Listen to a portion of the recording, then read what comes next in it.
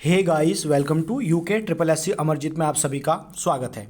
देखिए, जो हमारा डेली का सेशन होता है तो उसमें आपका स्वागत है। देखिए, सबसे पहले देख लीजिए, जो हमारा पार्ट है वो आज पार्ट हमारा 18 होने वाला है। ठीक है, और हमारे यूट्यूब चैनल का नाम है UK triple S C Amarjeet में। ठीक है, देख लेते हैं यहाँ पे फॉरेस्ट गार्ड, पटवारी, लेखपाल, उत्तराखंड पुलिस, दरोगा, बंदी रक्षक, अर्थात कुल मिला के ग्रुप सी लेवल के जितने भी एग्जाम होते हैं उन सभी के लिए ये सेशन हमारा आता है। ठीक है, और मॉर्निंग में जो सेशन आता है वो हमारा हिंदी का आता है और इवनिंग में जो आता है वो हमारा उत्तराखंड लेवल का आता है। ठीक है, और ये जो है ग्रुप सी के लिए है और पार्ट हमारा आज 18 होने वाला है। अगर आप लोग चैनल पर नए हैं तो चैनल को आप लोग सब्सक्राइब कर लीजिए डेली रोटेशन के लिए। ठीक है, आज का जो रहने वाला, देखिए आज का जो कंटेंट है वो हमारा अजय जी की बुक का कंटेंट है। इसके अतिरिक्त आपको 30 से 35 क्वेश्चन आपको मिलेंगे। ठीक है, चलिए शुरू करते हैं, ज़्यादा देर नहीं करते हैं हम लोग, चलिए शुरू करते हैं। देखिए, सबसे पहले हेडिंग में क्या है कि टिहरी रियासत में वन प्रबंधन। ठीक है, तो चलिए शुरू करते हैं, समझिए इस चीज़ को। देखिए क्या कहता है कि 1840 के आसपास टिहरी के राजा ने बिल्सन नामक व्यक्ति को वन भूमि पट्टे में दिया। ठीक है, तो टिहरी का राजा कौन होगा उस समय, तो आप लोगों को पता होगा जब हमारी टिहरी रियासत की स्थापना होती है 28 दिसंबर 1815 को, और उसके बाद 1859 तक तो कौन रहा था, सुदर्शन शाह। तो कहने का मतलब टिहरी के राजा जो थे सुदर्शन शाह ने बिल्सन नामक व्यक्ति को वन भूमि पट्टे में दिया था। ठीक है, तो ये क्वेश्चन बन सकता है कि किसने भूमि दिया था, सुदर्शन शाह ने। चलिए आगे देखिए, आगे क्या कहता है कि 1864 में फ्रेडरिक विल्सन का पट्टा समाप्त कर दिया गया था। ठीक है, तो उसकी अवधि कब समाप्त हो गई थी, 1864 में। ठीक है, कौन था ये, फ्रेडरिक विल्सन। आप लोग जानते हैं भली बात ही, फ्रेडरिक विल्सन क्या है, एक सेब की प्रजाति है। चलिए शुरू आगे देखते हैं हम। इसके अलावा टिहरी रियासत में 1897 में वन प्रबंध में प्रमुख योगदान, तो प्रमुख योगदान देखिए पंडित केशवानंद का रहा, और 1904 में केशवानंद के बाद सदानंद को वन प्रबंधन के लिए चुना गया। ठीक है, तो सबसे पहले कब चुना गया, 1897 में, और किसका रहा था उस समय योगदान, केशवानंद का रहा था। ठीक है, और केशवानंद के बाद जस्ट कौन आया यहाँ पे, सदानंद को। ठीक है, प्रबंधन चुना गया था। आगे देखिए आगे क्या कहता है, आगे देखिए क्या कहता है कि टिहरी में वन आंदोलन का नेतृत्व साधारण किसान कर रहे थे। ठीक है, तो साधारण किसान कर रहे थे। इस आंदोलन के संचालन हेतु एक समिति का गठन किया गया था। ठीक है, इस समिति के अध्यक्ष कौन थे, तो दयाराम बनाए गए। ठीक है, इस समिति के अध्यक्ष कौन बनाए गए, या तो इसका नाम क्या होगा हमारा, दयाराम बनाए गए। इस समिति की बैठक जो होती थी वो प्रति माह कहाँ पे होती थी, लाखा मंडल में होती थी। तो इस चीज़ को समझिए। ठीक है, जो यहाँ पे एक टिहरी में एक वन आंदोलन के नेतृत्व में एक साधारण समिति बनाई गई थी। ठीक है, तो इस समिति के जो अध्यक्ष थे वो कौन थे, दयाराम को बनाया गया। और बैठक कहाँ होती थी इसकी, प्रतिमाह में बैठक होती थी। ठीक है, साल में नहीं होकर प्रतिमाह, तो ये कहाँ होती थी, लाखा मंडल में होती थी। ठीक है, चलिए आगे आप लोग समझते चलना। ठीक है, और आपको मैं पॉइंट के उसके नज़र से बताऊंगा जो एग्जाम को पॉइंट बनता है सीधा सीधा। आगे देखिए क्या कहता है, रवाई प्रांत की जनता ने समिति के नेतृत्व में अजायत पंचायत का गठन किया था। ठीक है, तो जो समिति बनी थी जनता के सीमित, तो उसमें क्या हुआ था कि अजायत पंचायत का भी गठन किया गया था। चलिए आगे बढ़ते हैं। देखिए ये पॉइंट यहाँ पे इंपॉर्टेंट है। 1930 में अजायत पंचायत के साथ एक समानांतर सरकार की स्थापना की गई। तो एक तो 1930 में क्या बना, आपकी अजायत पंचायत बन गई, और इसी के साथ क्या, एक समानांतर सरकार की भी स्थापना की गई। चलिए आगे देखिए, आगे देखिए क्या कहता है कि हीरा सिंह को 5 सरकार, ठीक है, हीरा सिंह को 5 सरकार और बेजराम को 3 सरकार की उपाधि दी गई। किस समय, इसी आंदोलन में। देखिए कैसे याद रखेंगे, देखिए हीरा, अब हीरा जो होता है वो महंगा होता है, तो जाहिर सी बात है उसे 5 सरकार की उपाधि दी गई होगी। अब बेजराम किसी व्यक्ति का नाम था उस समय, तो बेजराम को कम की दी गई थी, मतलब 3 सरकार की। ठीक है, तो याद रखेंगे हीरा महंगा होता है तो किस सरकार की दी गई, 5 सरकार की, और बेजराम को 3 सरकार की। ऐसे आप लोग अपने माइंड में बैठा सकते हैं। चलिए आगे बढ़ते हैं। इसी के अलावा आगे क्या कहता है कि रवाई आंदोलन में आंदोलनकारियों का आंदोलन तोड़ने के लिए रणजीत सिंह को रवाई का थोकदार बनाया गया था। ठीक है, तो रवाई का थोकदार किसे बनाया गया था, तो ध्यान रखेंगे रवाई का थोकदार किसे बनाया गया था, रणजीत सिंह को बनाया गया था। क्यों बनाया गया था, रवाई आंदोलन में आंदोलनकारियों का आंदोलन तोड़ने के लिए बनाया गया था। तो यहाँ से इंपॉर्टेंट हो जाता है कि रवाई का थोकदार किसे अपॉइंट किया गया था, तो रणजीत सिंह को। चलिए आगे बढ़ते हैं। इसके अलावा देखिए आगे, इसके अलावा आगे क्या कहता है कि 20 मई 1930 को एसडीएम थे, ठीक है, कौन, सुरेंद्र दत्त, सुरेंद्र दत्त शर्मा डीएफओ पदम दत्त रतूड़ी से आंदोलनकारियों का झगड़ा हो गया। तो ये तो कोई खास पॉइंट हुआ नहीं, लेकिन इनकी भूमिका इंपॉर्टेंट होती है कि उस समय एसडीएम थे सुरेंद्र दत्त शर्मा और डीएफओ थे कौन, Padam Datt Raturi, district forest officer के पद पे उस समय अपॉइंट थे। आगे देखते हैं। देखिए मेन पॉइंट हमारा ये आता है यहाँ से निकल के कि 30 मई 1930 को रवाई के लोग तिलाड़ी नामक स्थान पर एकत्रित हुए। तब चक्रधर जुआल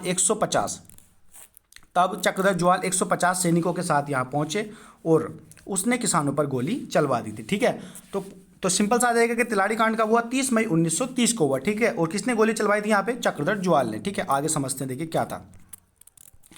ये 150 सैनिकों, ठीक है। और उसने किसानों पर गोली चलवा दी। इसमें लगभग 200 से 300 लोग मारे गए, जिसमें तिलाड़ी कांड, जिसे तिलाड़ी कांड के नाम से भी जाना जाता। अब समझिए आप लोग, जो चक्रधर जुआल था उसने गोली चलवा दी, ठीक है, ठीक है। तो उसे क्या, कहाँ चलवाई थी गोली? उसने रवाई कांड में, जिसे हम तिलाड़ी कांड भी कहते हैं। और घटना कब की है? 30 मई 1930 को, ठीक है। और चक्रधर जुआल ने चलवाई थी उस समय। तो जब ये घटना हुई थी तो उस समय सेम जैसी घटना हुई थी वो पंजाब में भी हुई थी, ठीक है। तो इसीलिए इसे उत्तराखंड का जलियांवाला बाग कांड भी कहा जाता है। किसे? रवाई कांड को या तिलाड़ी कांड को। इतना आप लोग यहाँ से समझेंगे। चलिए आगे बढ़ते हैं।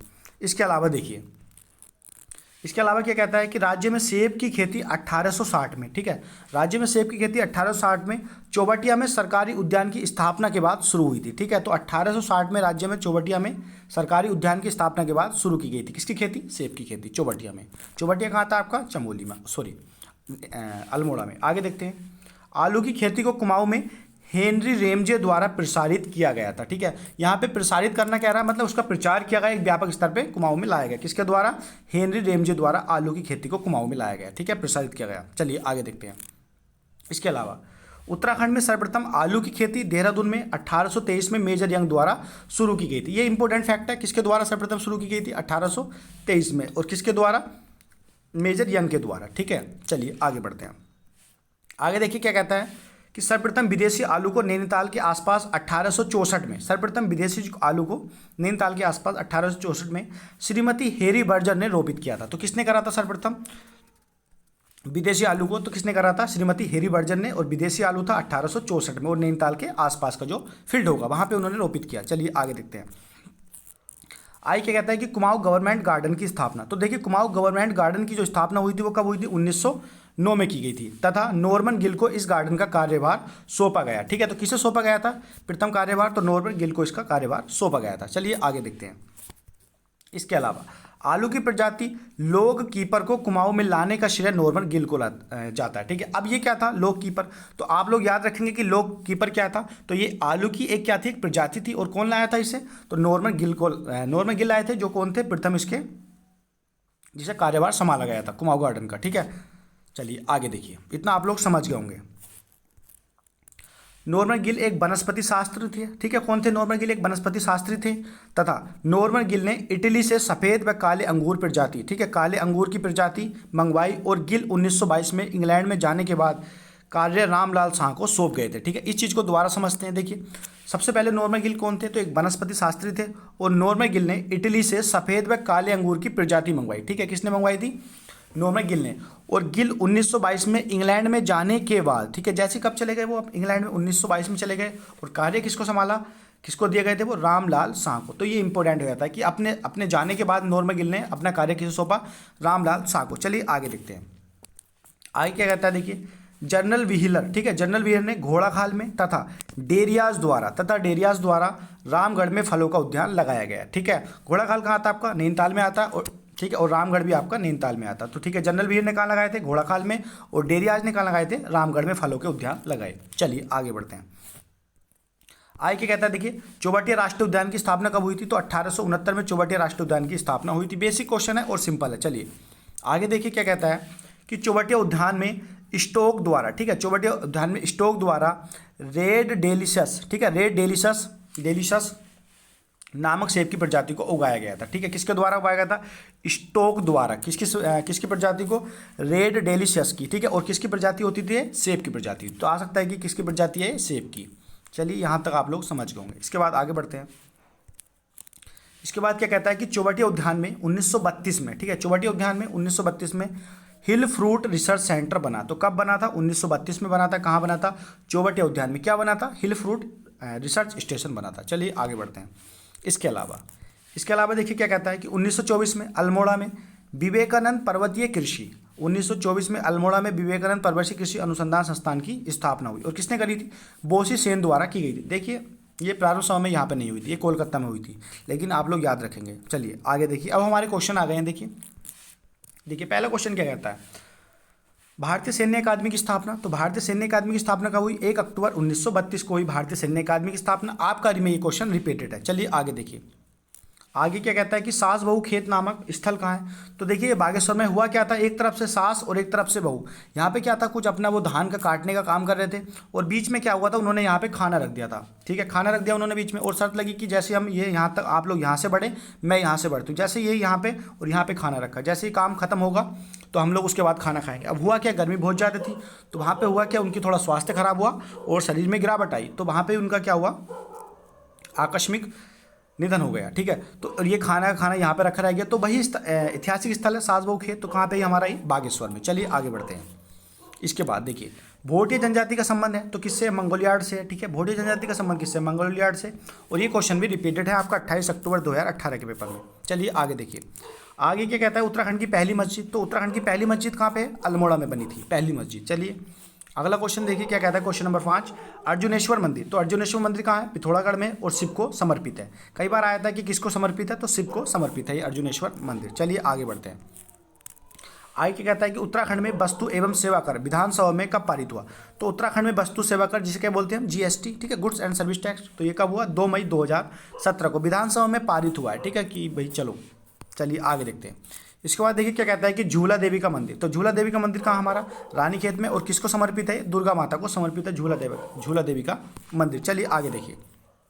इसके बाद उद्योग मंदिर आश्रम, ठीक है, या फिर उद्योग मंदिर आश्रम का निर्माण देघाट में हुआ। देघाट कहाँ था, अल्मोड़ा में, और किसने करा था, ज्योतिराम कांडपाल ने। ज्योतिराम कांडपाल कौन थे, एक शिक्षक थे, शिक्षक के तौर पर हम लोग उनको जानते हैं।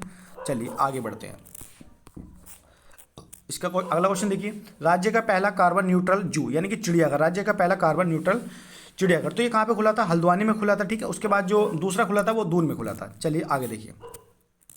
अगला क्वेश्चन क्या कहता है कि राज्य का पहला जागर महाविद्यालय। देखिए जागर क्या होता है कि जो क्षेत्र देवी देवता होते हैं ना, उनसे संबंधित एक मतलब गायन किया जाता है, तो उसी बोलते हैं। तो उसी के संबंध में एक जागर महाविद्यालय खोला गया। तो जयानंद भारती जागर महाविद्यालय खुला है उसी के नाम पर, और ये कहाँ पे आता है हमारा, ये श्रीनगर में। चलिए आगे बढ़ते हैं। अगला क्वेश्चन देखिए क्या कहता है कि चेतोल पर्व मनाया जाता है। तो चेतोल पर्व पिथौरागढ़ में देवल समेत। देखिए देवल एक स्थान पड़ता है, और देवल का मतलब क्या होता है, जो एक मंदिर के लिए शब्द प्रयोग होता है देवल समेत। तो पिथौरागढ़ में आता है ये, पिथौरागढ़ में देवल समेत 22 देवताओं की पूजा होती है चेतल पर्व में। ठीक है, और ये कहाँ मनाया जाता है, पिथौरागढ़ में आयोजित होता है। चलिए आगे देखिए। इसके बाद जमरानी बांध का शिलान्यास। तो जमरानी बांध का शिलान्यास किसने किया था, नारदा तिवारी ने, फरवरी 1976 में। ठीक है, और किस नदी पर है जमरानी बांध, गोला नदी पर है। चलिए आगे देखिए। इसके बाद क्या कहता है कि प्रथम कुली एजेंसी। तो प्रथम कुली एजेंसी जोत सिंह नेगी ने कब बनाई थी, 1908 में बनाई थी। ठीक है, आप लोग पिछले पार्ट देखिए, उनमें बता रखा है तरीके से वो भी। चलिए उत्तराखंड में सर्वोच्च ऊंचाई पर स्थित नगर कौन सा है। तो नगर कौन सा होगा सर्वोच्च ऊंचाई पे, तो ये होगा कौन सा हमारा, ये बद्रीनाथ। ठीक है, अगर उत्तराखंड का सबसे ऊंचाई पे स्थित मंदिर आएगा तो वो तुंगनाथ आएगा। चलिए इसके बाद क्या कहता है, देखिए आदि बद्री का अन्य नाम क्या है। तो इसका अन्य नाम क्या है, नोठा है, और 14 मंदिरों का समूह है। देखिए 14 मंदिरों का समूह वर्तमान में है, लेकिन पहले कभी क्या होते थे, 16 होते हैं, लेकिन वर्तमान में 14 हैं। चलिए आगे बढ़िए। अगला क्वेश्चन देखिए क्या कहता है कि परशुराम मंदिर। तो परशुराम मंदिर का हमारा उत्तरकाशी में, परशुराम मंदिर, जड़ भरत मंदिर, ठीक है, और विश्वनाथ मंदिर, ये सब कहाँ उत्तरकाशी में आते हैं। चलिए आगे देखिए। इसके अलावा कहता है कि बिडम समिति का संबंध है। तो बिडम समिति का संबंध किससे, कुली बेगार से। किससे है, कुली बेगार से बिडम समिति का संबंध। चलिए आगे देखिए। इसके अलावा ये पुस्तक है शहीद वतन, ठीक है, शहीद वतन है पुस्तक का नाम, शहीद वतन पिथौरागढ़। पुस्तक के लेखक कौन है, तो इसका आंसर क्या हो जाएगा, राजेश मोहन उर्पेती। एक पुस्तक और है धरोहर जनपद पिथौरागढ़, तो वो भी इन्हीं की है। ठीक है, चलिए अगला क्वेश्चन देखिए, जीएस का आ गया है ये, द रीडिस्कवरी ऑफ इंडिया पुस्तक के लेखक। तो इसका आंसर क्या हो जाएगा, मेघनाद, ठीक है, मेघनाद देसाई हो जाएगा इसका सही आंसर। चलिए एक है डिस्कवरी ऑफ इंडिया, तो उसके लेखक कौन है, तो वो है हमारे पंडित जवाहरलाल नेहरू। चलिए आगे देखिए। आगे कहता है कि मूर्तिविहीन मंदिरों का समूह है। तो मूर्तिविहीन मंदिरों का समूह, तो ये कहाँ है हमारा, बेतरणी कुंड में है, और ये कहाँ पे है, गोपेश्वर में आता है बेतरणी कुंड। ठीक है, और रावण की तपस्थली भी रही है ये। अगला क्वेश्चन देखिए इजी है कि पंचचूली पर्वत कहाँ है। तो पंचचूली पर्वत कहाँ है, पिथौरागढ़ में। कई बार सिंपल सा पूछ लेता है, अगर पूछ लेगा तो निम्न में से कौन सा पर्वत का सुमेलित नहीं हो रहा है, तो ऐसा देगा वो टफ क्वेश्चन। अगला क्वेश्चन देखिए क्या कहता है कि कृषि से डिलीट होगा, ठीक है, डिलीट की पहली डिग्री लाने वाला देश का पहला शोधकर्ता। ठीक है, तो कृषि में पहला डिलीट से डिग्री लाने वाला देश का पहला शोधकर्ता, तो इसका आंसर क्या होगा, नंदन प्रसाद घिल्डियाल। क्या आंसर हो जाएगा इसका, नंदन प्रसाद घिल्डियाल। चलिए आगे बढ़ते हैं। अगला क्वेश्चन देखिए क्या कहता है, 23 पे पहुंच गए हम। गढ़वाल का हातिम ताई। तो गढ़वाल का हातिम ताई किससे बोलेंगे हम, कुंवर सिंह नेगी को, और ब्रेल लिपि के जनक भी माना जाता है। ब्रेल लिपि क्या होता है, जैसे आप लोग नहीं देख पा रहे हैं, तो उसी का मतलब इन्हें जनक माना जाता है, ब्रेल लिपि का। किसे, कुंवर सिंह नेगी को। रिपीटेड क्वेश्चन है ये वाला। चलिए आगे देखिए क्या कहता है, सेलेक्टेड लैंड रेवेन्यू डिसीजंस, ठीक है, सेलेक्टेड लैंड रेवेन्यू डिसीजंस, ठीक है, ऑफ कुमाऊं के लेखक कौन है, तो एक पुस्तक है ये वाली, ठीक है, तो इसका राइटर कौन है, तारादत्त गैरोला, ठीक है, तो इंपॉर्टेंट हो जाता है तारादत्त गैरोला, तो कभी भी है हमारे ये एक। चलिए आगे देखिए, आगे कहता है कि नैनीताल नगर पालिका के प्रथम भारतीय अध्यक्ष, प्रथम पूछा है और भारतीय लगा दिया उसने, तो कौन थे, मोहनलाल शाह, देखिए शब्द भी लग रहा है कि भारतीय शब्द है ये वाला। चलिए आगे देखिए, आगे क्वेश्चन कहता है कि गढ़वाल व कुमाऊनी की भाषा लिपि कौन सी है, तो कौन सी होगी इनकी लिपि, तो देवनागरी इनकी लिपि होगी, ठीक है, गढ़वाली व कुमाऊनी भाषा की लिपि कैसी होगी, देवनागरी होगी। चलिए आगे देखिए, अगला क्वेश्चन क्या कहता है कि राज्य के प्रथम व्यक्ति जो व्यास सम्मान जिन्हें प्राप्त हुआ था, तो वो कौन थे हमारे, तो वो थे रमेश चंद्र शाह, ठीक है, कौन थे, रमेश चंद्र शाह। देखिए आज के लिए इतना ही सेशन है, आप लोग कमेंट्स करके बताएं कैसा आप लोगों को रिस्पॉन्स लगा। तो ठीक है, अगर मिलते हैं नेक्स्ट वीडियो में आप लोगों से, मॉर्निंग की वीडियो आपको हिंदी की आएगी, पार्ट 3 आएगा, एक क्वेश्चन उसमें डाउट है मैं संशोधन कल करा दूंगा। चलिए मिलते हैं नेक्स्ट वीडियो में, धन्यवाद।